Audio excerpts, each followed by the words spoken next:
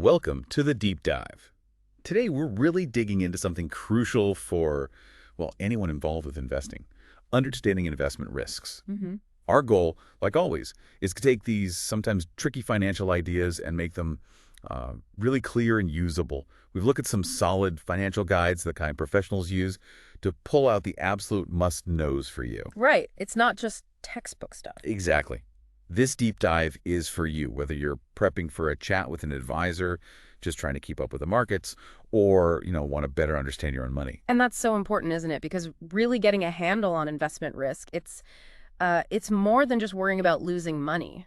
Definitely. It's about understanding the forces at play, knowing what you can maybe manage and what you just will have to accept. That helps you make smarter choices. It's about getting that insight quickly and really thoroughly. Couldn't agree more. So let's start basic. Investment risk, fundamentally, is just the chance that an investor loses money. Simple definition, right? It seems simple, but it gets complicated fast. That's why one of the first things advisors often talk about is diversification. That old saying, don't put all your eggs or your investment dollars Yeah. in one basket. The classic, yeah. So instead of betting everything on one company's stock, maybe you buy into a broad mutual fund. Lots of companies. That's diversification. Precisely. And when we start sorting these risks out, they mostly fall into two big buckets. Systematic risk, that's the non-diversifiable kind, and unsystematic risk, which is diversifiable. Okay. And the key thing we want you to grasp today is really understanding which is which.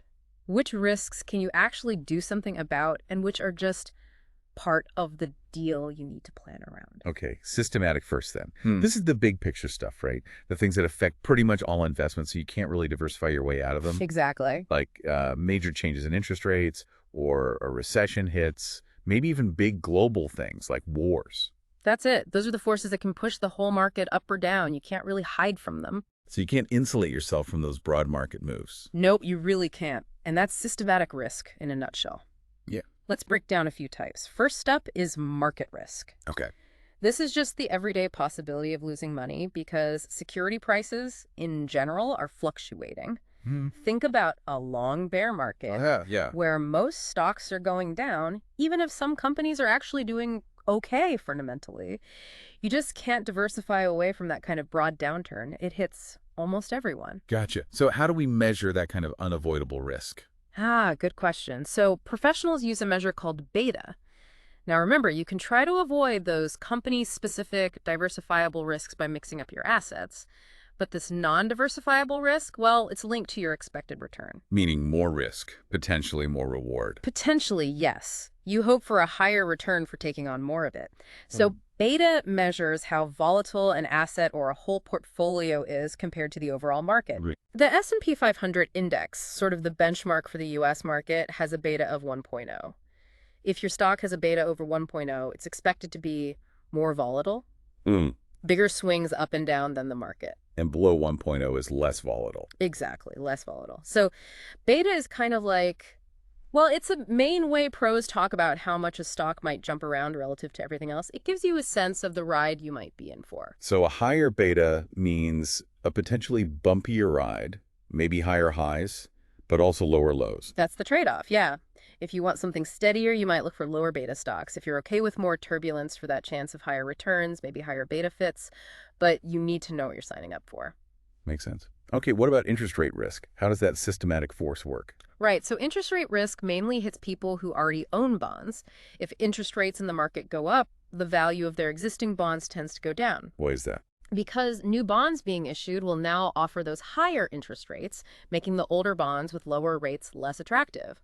Their price has to drop to sort of make up for that lower yield. Oh. And the key point here is that all bonds are subject to this. That's what makes it systematic. Can't avoid it with bonds. Is there a way to measure how sensitive a bond is to these rate changes? Yes, there is. It's a concept called duration. Think of it like a sensitivity gauge, and it's usually expressed in years. Okay. So, for example, if a bond has a duration of, say, 10 years, a 1% rise in interest rates could mean roughly a 10% drop in that bond's price. Wow. Okay, that's significant. A 10% drop from just a 1% rate hike. It can be, especially with longer durations. Now, some investors try to manage this a bit by laddering their bonds basically buying bonds that mature at different times. Spreading it out. Exactly. So if Mhm. rates rise, only part of their portfolio matures and needs reinvesting right away. Now, it's not just bonds, though, is it? Rising rates can hit stocks, too. Oh, absolutely. Stock prices can definitely be affected. Yeah. Utility stocks often get hurt when rates rise. Why utilities? Well, they tend to carry a lot of debt to build power plants and infrastructure, so higher rates mean higher borrowing costs, which eats into their profits. Got it. On the flip side, some companies, maybe like cosmetic firms considered defensive, might be less affected because people tend to buy their products regardless of the economic climate. And what about preferred stocks? I know they're kind of a hybrid. Good point. Preferred stocks generally act more like bonds when it comes to interest rates. So when rates go up, preferred stock prices tend to go down. Okay. Another big one, inflation. Mhm. Or, as you put it, purchasing power risk. Yes. This is the risk that inflation, the general rise in prices measured by the Consumer Price Index, the CPI eats away at the real value of your money. Your dollars just don't buy as much. And this mainly hurts investments with fixed payments, right? Like bonds. Exactly. Traditional bonds, fixed annuities, anything paying a set amount over time, those payments lose purchasing power as inflation climbs. So what tends to hold up better against inflation historically? Generally, things like stocks, variable annuities where payments can change, real estate, and even precious metals like gold and silver have historically offered better protection. And inflation is like a double whammy for bondholders, isn't it? It can be. It often leads to higher interest rates, which pushes down existing bond prices, and it reduces the buying power of the interest payments they receive. So how do professionals measure the actual return after inflation? They calculate the real rate of return. It's pretty simple. Yeah. You just take the investment's total return and subtract the inflation rate, the CPI. Example. Sure. Say your investment earned 8%, but inflation was 3%. Your real rate of return is only 5%. That's the actual increase in your purchasing power. Okay, that makes sense. And the last systematic risk you mentioned, event risk. Right. This is about the threat of some major, often sudden event causing a big drop in the value of pretty much all securities across the board. Like a shock to the system. Exactly. The market reaction after the 9/11 attacks is a stark example of event risk. It's that kind of unpredictable, widespread impact. All right, so that covers the systematic risks, those big, unavoidable market forces. But now let's shift gears. Let's talk about the risks where we, as investors, maybe have a bit more control. Unsystematic risk or diversifiable risk. This is where strategy really comes into play. Because unlike systematic risk, this type depends on factors unique to one specific company or security. And crucially, you can manage it, right? Through diversification. That's the key difference. Control, or at least influence. By choosing a mix of assets with different characteristics, you can reduce the impact of any single one having a problem. So what's the biggest takeaway for an investor here, comparing the two? I'd say it's empowerment. Knowing that you can actively take steps to mitigate certain risks is huge. Yeah. Let's look at some types. First, there's something called alpha. Alpha, related to beta. Sort of. While beta measures market risk, alpha tries to measure the performance that's specific to that investment, above or below what beta would predict. Okay, how does that work? You calculate the expected return based on its beta and the market's performance, and then compare that to the investment's actual return. So if it does better than expected based on its market risk, Then it has positive alpha. Say beta predicted a 5% return, but it actually delivered 8%. That's an alpha of plus 3%. It suggests something specific to that investment, like good management or a unique edge added value. and if it does worse? Negative alpha. If it only returned 4% when beta suggested 5%, alpha is negative 1%. It underperformed relative to its market risk. Interesting. Okay, what else falls under unsystematic? Well, there's business risk. This is simply the chance that things specific to a company could hurt its operations or profits. Like, Oh, maybe a tough new competitor emerges or demand for their main product suddenly drops off. Maybe a key supplier goes bust. It's the risk inherent in running that specific business. makes sense. And related to that maybe is regulatory risk. Exactly. Regulatory risk is about how changes in regulations, often industry-specific, can hurt an investment. Think about a drug company. If the FDA denies approval for its big new drug, Their stock price could tank. precisely, that's regulatory risk in action, very specific to that company or industry. So that's regulations. What about actual laws changing? That falls under legislative risk. This is the risk that new laws, federal, state, local, could negatively impact an investment. For example, if they raise the legal drinking age, A beer company's sales would likely suffer. Got it.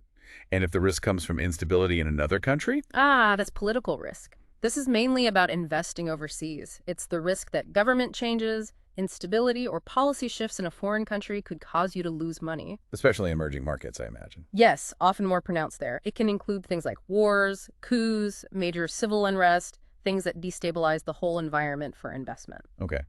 What about being able to sell when you want to? That's liquidity risk. The risk you might not be able to sell an investment quickly, or you might have to sell it for a much lower price than you thought it was worth. When does that risk increase? It generally goes up when trading volume is low. Big company stocks, blue chips, are usually very liquid, easy to buy and sell. But things like? Small company stocks, maybe hedge funds, private placements, some types of partnerships, even direct ownership of real estate. Those tend to have lower liquidity. It can take time and effort to sell them at a fair price. Now, here's one I think people don't always consider a risk in the same way, but it's huge. Opportunity cost risk. Yes, that's a really important one. It's subtle. It's not about losing money you have, but about missing out on money you could have made elsewhere, right? Exactly. It's the risk that the return on the investment you chose ends up being lower than the return you could have gotten from a different investment you passed up. Like holding onto a safe, low-yield bond while the stock market is booming. That's a perfect example. You held the bond to maturity, felt safe, but you missed out on potentially much higher returns elsewhere. It's the cost of the road not taken, and it can really add up over time if you're not looking at your options. Definitely something to keep in mind. Yeah. Okay, what's reinvestment risk? This usually applies to bonds.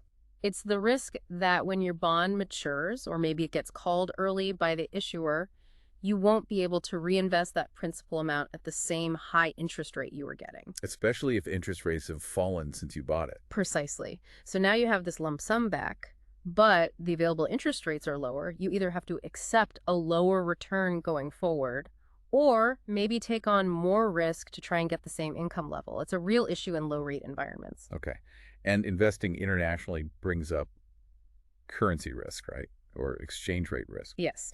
This is the risk that changes in the exchange rate between currencies will reduce the value of your foreign investments when you convert them back to your home currency. Can you give an example? Sure.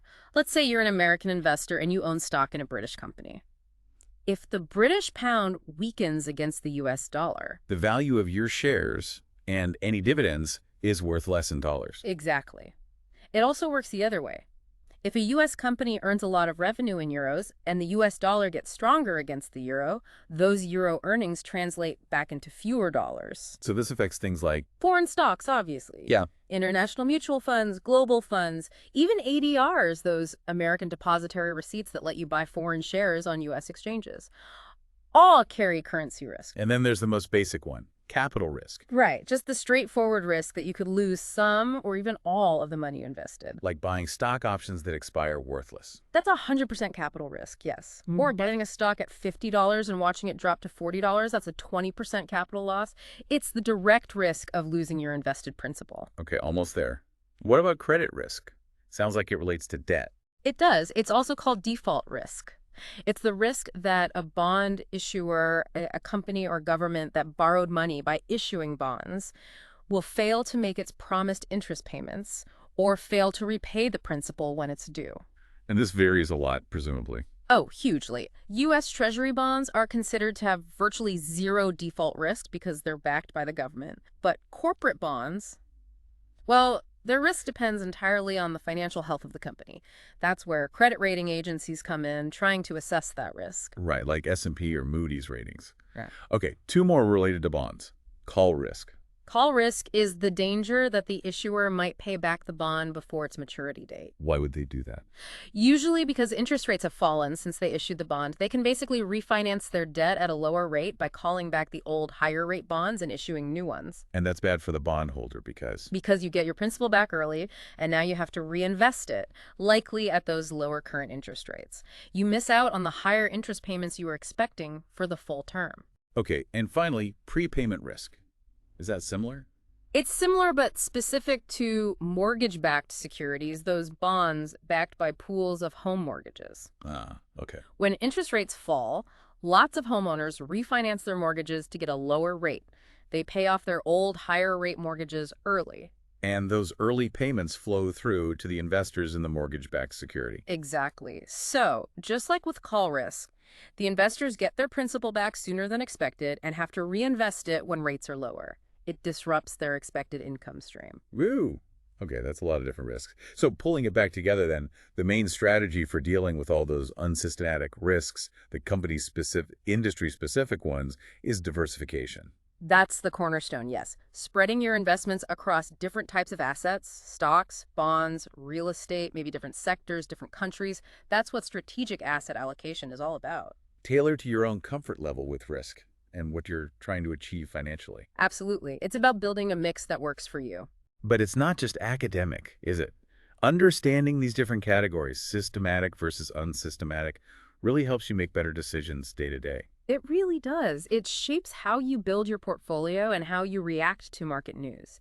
And remember, even with a good allocation, different assets perform differently over time. Your mix can drift away from your target. Ah, yeah. So you have to rebalance periodically. You do. But understanding these risks helps you understand why things are moving. And it brings up a really interesting question for you, the listener. Okay, let's hear it.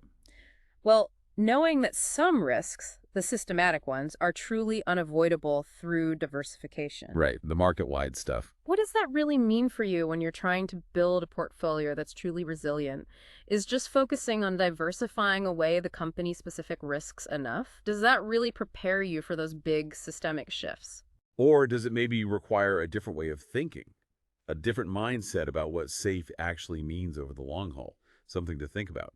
How might these distinctions shape your own planning and how you assess risk going forward?